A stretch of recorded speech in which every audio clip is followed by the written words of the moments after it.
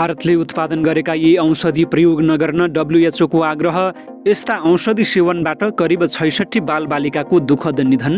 पहिलो पटक चीनले गर्यो अर्को चमत्कार, जहाजभित्रै मिसाइल परीक्षण गर्ने हतियार बनाएर सफल परीक्षण गर्यो। विस्फोटपछि बन्द रहेको रुस क्रिमिया पुल सञ्चालनमा आयो। भारतीय र पश्चिमले प्रचार गरे जस्तो पुल ध्वस्त नभएको रुसको दाबी। चिनिया सेमिकन्डक्टर चिप बिक्रीमा अमेरिकाले लगायो प्रतिबन्ध, चीनले दियो यस्तो चेतावनी।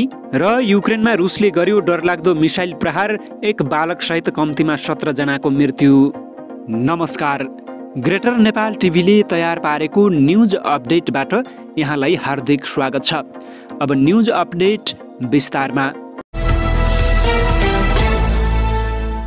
विश्व स्वास्थ्य सङ्गठन WHO ले 4 ब्रान्डका कफ सिरपले गाम्बियामा 66 बालबालिकाको मृत्यु भएको हुन सक्ने भन्दै यी कुनै पनि उत्पादन सेवन नगर्न विश्वव्यापी चेतावनी जारी गरेको छ।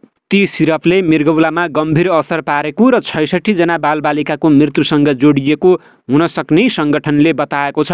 WHO ले प्रयोग नगर्न सुझाएका सिरपमा promethazine oral solution, Kofexmalin baby syrup, Makoff baby cough syrup र मेग्रिप एन्ड कोल्ड सिरप रहेका छन्। यी सबै कफ सिरप भारतीय कम्पनी मैदन फार्मास्युटिकल्स लिमिटेडद्वारा हरियानामा बनेको हो। यी उत्पादनको गम्भीर असर गाम्बियामा भेटिए तापनि अरू देश र प्रान्तमा पुगेको हुन सक्ने आङ्कलन गरिएको छ। WHO ले यी उत्पादनले विशेष गरी बालबालिकामा गम्भीर असर र मृत्यु नै हुन सक्ने चेतावनी दिएको छ। पश्चिम अफ्रिकामा रहेको गाम्बिया एक पर्यटकीय गन्तव्य हो। गाम्बियाका चिकित्सा अधिकारीहरूले जुलाईको अन्त्यमा 5 वर्ष मुनिका बालबालिकाहरूमा तीव्र रूपमा मृगौलामा समस्या वृद्धि भएको पत्ता लगाएपछि यसबारे सोधी खोजी भएको हो। गाम्बियाको सरकारले हाल सबै सिरपको प्रयोगलाई प्रतिबन्ध लगाएको छ। यसको सट्टा ट्याब्लेट प्रयोग गर्न आग्रह गरेको छ। गाम्बियाका स्वास्थ्य सेवा निर्देशक मुस्ताफा बिट्टेले सिरपमा प्रतिबन्ध लगाएपछि मृत्युको सङ्ख्या घटेको, तर पछिल्ला 2 हप्तामा भने 2 जनाको मृत्यु भएको बताएका छन्। उनले गाम्बियामा हाल औषधि सुरक्षित छ कि छैन भनेर परीक्षण गर्न सक्ने प्रयोगशाला नभएकाले जाँचका लागि विदेश पठाउनु परेको बताएका छन्। उनले भने गाम्बियाले विश्व बैंकसँग गुणस्तर प्रयोगशालाको लागि अनुदान प्राप्त गर्न छलफल गरिरहेको छ। WHO ले यी 4वटै सिरपको नमुना परीक्षण गर्दा भारी मात्रामा डाइथिलिन ग्लाइकोल र इथिलिन ग्लाइकोलको मात्रा पाइएको थियो। डाइथिलिन ग्लाइकोल र इथिलिन ग्लाइकोल मानवका लागि विषाक्त हुन्छन्। यसले पेट दुख्ने, बान्ता हुने, पखाला लाग्ने, पिसाब फेर्न नसक्ने, टाउको दुख्ने, मानसिक स्थितिमा परिवर्तन हुने र मृगौलामा गम्भीर असर पर्न गई मृत्यु हुन सक्छ। WHO का प्रमुख डाक्टर टेड्रोस गेब्रियसले ती कलिला बालबालिकाको मृत्यु उनीहरूका परिवारको लागि हृदय विदारक रहेको बताएका छन्। उनले भने यी उत्पादनहरू हाल गाम्बियामा मात्र देखिए पनि अरू देशले यी उत्पादनको निगरानी र अनुगमन बढाउन आवश्यक छ। कफ सिरपका कारण मृत्यु भएका बालबालिकाका अभिभावकले गाम्बियामा न्यायको माग गरिरहेका छन्। भारतीय सरकारले यसको उत्पादनबारे छानबिन गरिरहेको जनाएको छ।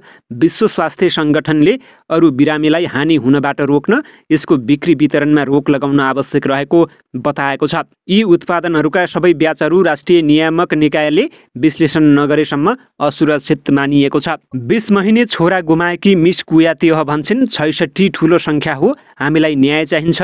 ती सबै बच्चाहरू निर्दोष थिए। अर्का अभिभावक एलियु किजेरा देशको स्वास्थ्य प्रणालीबाट रुष्ट रहेकी छिन्।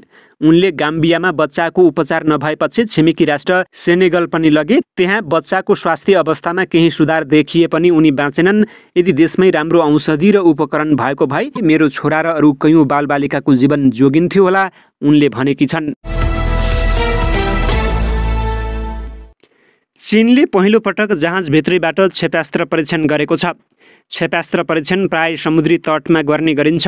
चीनले पहिलो पटक जहाजमा परीक्षणका लागि आवश्यक सामग्रीसहित नयाँ डिजाइन गरेर समुद्रभित्रैबाट परीक्षण गरेर नयाँ कीर्तिमान कायम गरेको छ। यो परीक्षणसँगै चीन अब नियमित रूपमा समुद्रबाट प्रक्षेपण गर्न सक्ने प्रमाणित भएको चीनको लङ मार्च 11 का डिजाइनर मध्येका एकले बताएका छन्। लङ मार्च 11 रकेट मार्फत चीनले 2वटा भू उपग्रह अन्तरिक्षमा प्रक्षेपण गरेको हो। भू उपग्रहहरू वास्तविक समयमा विश्वव्यापी नेभिगेसन स्याटेलाइट प्रणालीको कार्य सम्पादन अनुगमन गर्न र नेभिगेसन वृद्धि र इन्टर स्याटेलाइट लेजर सञ्चार परीक्षणहरू गर्न प्रयोग गरिनेछ।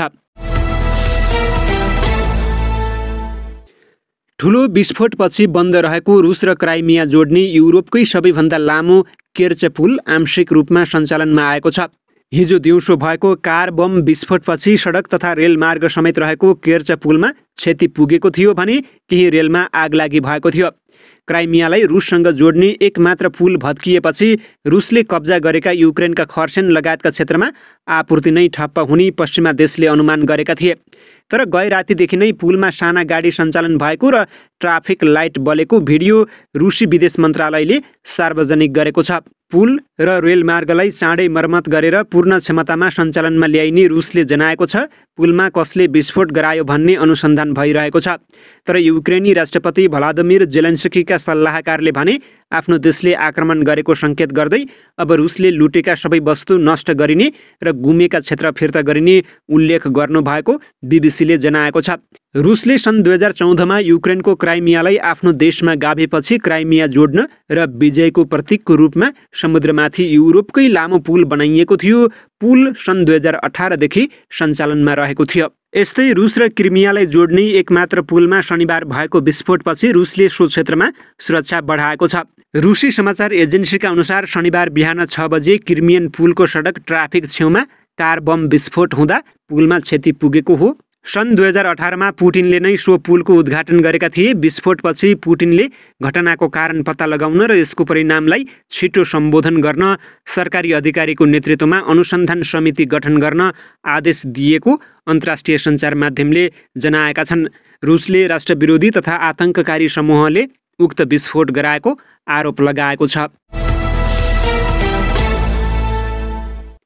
अमेरिकाले चिनिया सेमिकन्डक्टर चिप बिक्रीमा प्रतिबन्ध लगाएको छ। भर्खरै ल्याएको नयाँ नियमहरू अन्तर्गत अमेरिकी फर्महरूलाई चिनिया कम्पनीका चिप बेच्न रोकेको हो। प्रतिबन्धहरूले अमेरिकी उपकरणहरू प्रयोग गर्ने विदेशी फर्महरूको बिक्रीलाई पनि लक्षित गरेको छ। सेमिकन्डक्टरको आपूर्ति नियन्त्रणलाई लिएर अमेरिका चीनसँग हतियारको दौडमा संलग्न रहेको छ। यस नयाँ नियमहरूले चीनलाई अत्याधुनिक प्रविधिहरूका लागि चिपहरू प्राप्त गर्न गाह्रो बनाउनेछ। अमेरिकी वाणिज्य विभागका उपसचिव एलन एस्टेभेजले नियमहरू घोषणा गर्दै यस्तो बनाएका हुन्। ऐनले अमेरिकाले सैन्य मामलामा संवेदनशील टेक्नोलोजीहरूलाई चीनले अधिग्रहण गर्नबाट रोक्नको लागि यस्तो व्यवस्था गरिएको पनि बताएका छन्। यस लगत्तै चीनले उक्त नयाँ नियमको बारेमा आलोचना गरेको छ। चीनले यसलाई अमेरिकाले चिनिया कम्पनीहरूसँग अनुचित व्यवहार गर्न बन्द गर्नुपर्ने प्रतिक्रिया दिएको छ। अमेरिकाले यसअघि राष्ट्रिय सुरक्षाको आधारमा हुआवे जस्ता विशिष्ट चिनिया कम्पनीहरूलाई चिप तथा नयाँ प्रविधिको बिक्रीमा प्रतिबन्ध लगाएको थियो। वाशिंटन डीसीमा रहेको रणनीतिक र अन्तर्राष्ट्रिय अध्ययन केन्द्रका टेक्नोलोजी र साइबर सुरक्षामा काम गरिरहेका विशेषज्ञ जिम लुइसले यो नयाँ नियमहरूले चिनियालाई वर्षौं पछाडि धकेल्ने बताएका थिए। अमेरिकी अधिकारीहरूका अनुसार यसमा अन्य सरकारहरूले पनि त्यस्तै प्रतिबन्धहरू बनाउन उनीहरूसँग सामेल हुनेछन्। सेमिकन्डक्टर उद्योग सङ्घ, जसले चिप निर्माताहरूको प्रतिनिधित्व गर्दछ, उसले नयाँ नियमहरू अध्ययन गरिरहेको जनाएको छ। अमेरिकाले आफ्नो घरेलु चिप उद्योगमा अरबौं डलर खर्च गर्ने गरी यो नयाँ नियम लागू गरेको हो। दक्षिणी युक्रेनको औद्योगिक सहर जापोरिझियामा 7वटा रुसी क्षेपास्त्र प्रहार हुँदा एक बालकसहित कम्तीमा 17 जनाको मृत्यु भएको युक्रेनी अधिकारीहरूले बताएका छन्। स्थानीय समयअनुसार बिहान प्रहार गरिएका ती क्षेपास्त्रहरूमध्ये 3वटा सहरका केन्द्रमा खसेका थिए। युक्रेनको राज्य आपतकालीन सेवाले टेलिग्राममा भनेको छ, क्षेपास्त्र हमलामा एक बालकसहित कुल 17 जनाको मृत्यु भएको छ। यसअघि शनिबार मृतकको सङ्ख्या 14 जनाइएको थियो। क्षेपास्त्र हमलामा मुख्य सहरमा रहेको एउटा 5 तले भवन पूर्ण रूपमा जलेको छ। इरानको सरकारी टेलिभिजनलाई शनिबार प्रदर्शनकारीहरूले प्रत्यक्ष प्रसारणको क्रममा ह्याक गरेका छन्। देशका सर्वोच्च नेता आयतल्लाह अली खामेनी दक्षिणी सहर बुशीहरमा एक बैठकमा भाग लिइरहेका बेला सरकार विरोधी प्रदर्शनकारीहरूले केही क्षण प्रसारणमा अवरोध गरेका केबल न्युज नेटवर्क सीएनएनले जनाएको छ। देशभर चलिरहेको अशान्तिबारे झकझक्याउन तथा सरकार विरोधी सन्देश प्रवाह गर्न उनीहरूले प्रसारणमा अवरोध गरेका हुन्। टाउको राम्ररी नढाकेको अभियोगमा केही साता अघि पक्राउ परेकी 22 वर्षीय महसा अमिनीको प्रहरीले नियन्त्रणमा लिएपछि मृत्यु भएपछि देशभर सुरु भएको विरोध प्रदर्शनका क्रममा देशका विभिन्न भागमा हिंसात्मक झडप भएका छन्। त्यसक्रममा धेरैको मृत्यु भएको छ। सरकार, विपक्षी समूह, अन्तर्राष्ट्रिय मानव अधिकार सङ्गठन र स्थानीय पत्रकारहरूले त्यस्ता झडपमा ज्यान गुमाएकाहरूको फरक विवरण सार्वजनिक गरेका छन्। इरानभरि प्रदर्शन सुरु भए यता 154 जनाले ज्यान गुमाएका जनाइएको छ।